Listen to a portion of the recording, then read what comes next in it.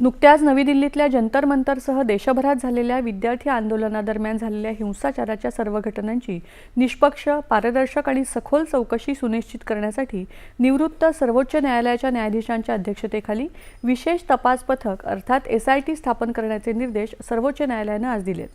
देशभरात परीक्षांमधील अनियमितता आणि नीट पेपर फुटीचा निषेध करणाऱ्या विद्यार्थ्यांवर पोलिसांनी केलेल्या अत्याचारांचे आरोप करणाऱ्या याचिकांवर सुनावणी करताना सरन्यायाधीश सूर्यकांत यांच्या अध्यक्षतेखालील खंडपीठानं हिंसाचाराच्या अनेक घटना विचारात घेतल्या. नीट आंदोलन करणाऱ्या विद्यार्थ्यांवरील पोलीस अत्याचारांशी संबंधित सर्व आरोपांची निष्पक्ष आणि स्वतंत्र चौकशी आवश्यक आहे असं खंडपीठानं नमूद केलं. 250 पोलिसांवरील हल्ले विद्यार्थ्यांनी केले की काही समाजकंटकांनी केले हे निश्चित करण्यासाठी ही चौकशी आवश्यक असल्याचं न्यायालयाने अधोरेखित केलं. यावेळी पेपरफुटी प्रकरणी शांततापूर्ण आंदोलन करणाऱ्या विद्यार्थ्यांवर कुठलीही कारवाई केली जाणार नाही अशी माहितीही सर्वोच्च न्यायालयात देण्यात आली. या प्रकरणात सर्वोच्च न्यायालयानं 6 राज्यांना नोटीस बजावली असून आंदोलनाशी संबंधित CCTV फुटेजसह सर्व डिजिटल पुरावे सुरक्षित ठेवण्याचे आदेश दिलेत.